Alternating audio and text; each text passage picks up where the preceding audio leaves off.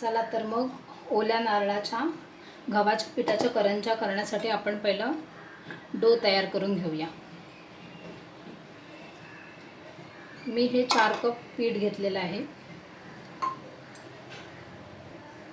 त्याच्यात थोडंसं मीठ टाकूया आणि साधावाला तेल, नॉर्मलवाला जो असतो तो, हा मोहन नाही आहे, नॉर्मल तेल आहे। तेल चांगलं पिठाला चोळून घेऊया। तेल चोळून झालेलं आहे। आता हा पीठ सॉफ्ट आटा हा बनवून घेऊया।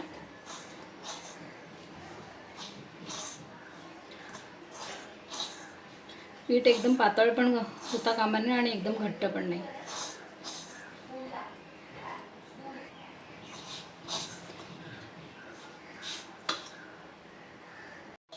सॉफ्ट असा हा पीठ मळून घेतलेला आहे। आता हा पीठ थोडा वेळ बाजूला ठेवूया।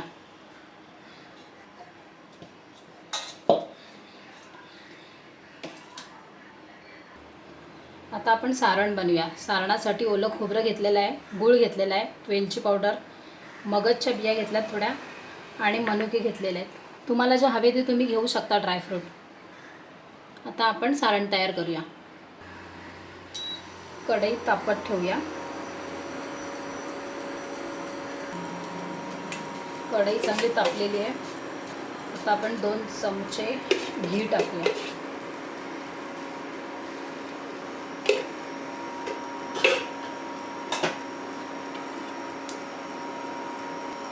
घी चांगलं गरम झालेलं आहे।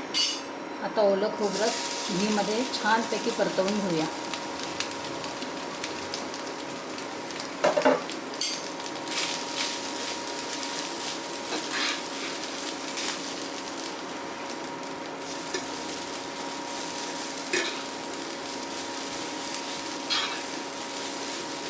ओलं खोबरं छान परतलं आहे।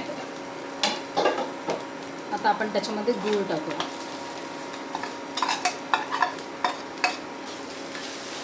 आता ओलं खोबरं गुळामध्ये चांगलं शिजवून घेऊया।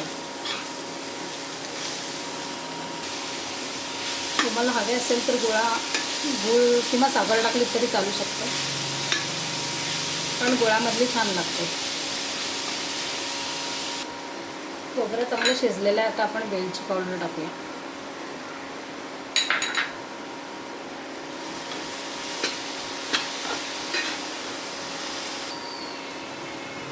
आता आपण मगज बिया आणि मनुके टाकून घेऊया।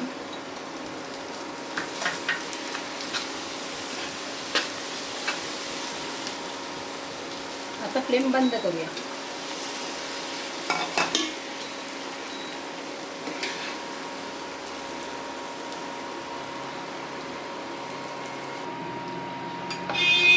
सारण काढून वेगळं ठेवून देऊया। थोडा वेळ सारण थंड होऊ द्या।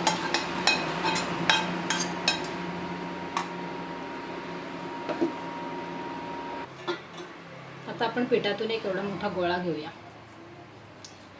गोळा चांगला मळून घेऊया।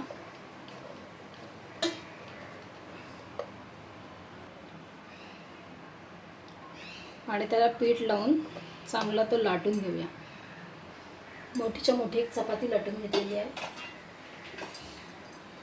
त्याला आता तूप लावून घेऊया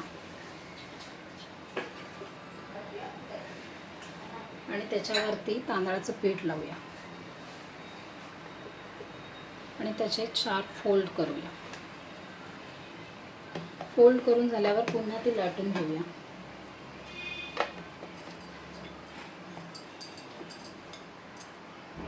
आता प्लेटीच्या साहाय्याने त्याला कट करून घेऊया।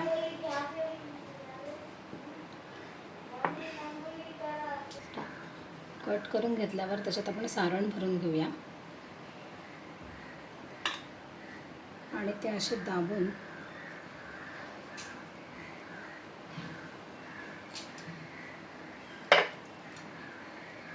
त्याला असं कट करून घेऊया कटरच्या साहाय्याने। अशा प्रकारे आपण सगळ्या करंज्या बनवून घेऊया। अशाच आपण बाकीच्या पिठाच्या पण करंज्या बनवून घेऊया। सगळ्या करंज्या करून झालेल्या आहेत। आता आपण त्या तेलामध्ये तळून घेऊया। कढईमध्ये तेल टाकलं आहे. तेल आता चांगलं गरम झालेलं आहे. छोटासा एक पिठाचा गोळा टाकून बघूया गरम झालं का ते.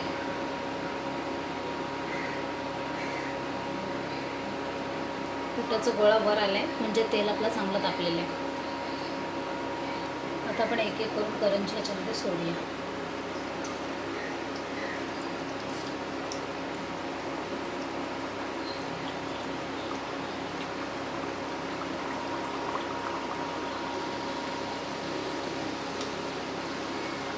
अशा करंज्या वर आल्या की त्यांना हळू हाताने टर्न करूया म्हणजे त्या दोन्हीकडून छानपैकी फ्राय होतील.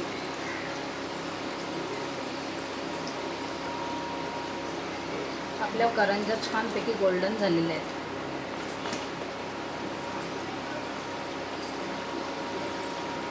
आता त्यांना काढून घेऊया.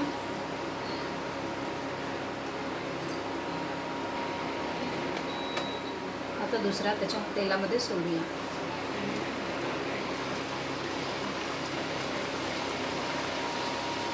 अशा प्रकारे सगळे आपण तळून घेऊया.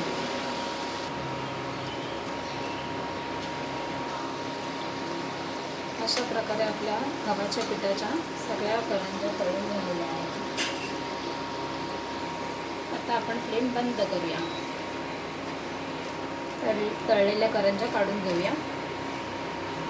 अशा प्रकारे आपल्या सगळ्या गव्हाच्या पिठाच्या करंज्या तळून झालेल्या आहेत.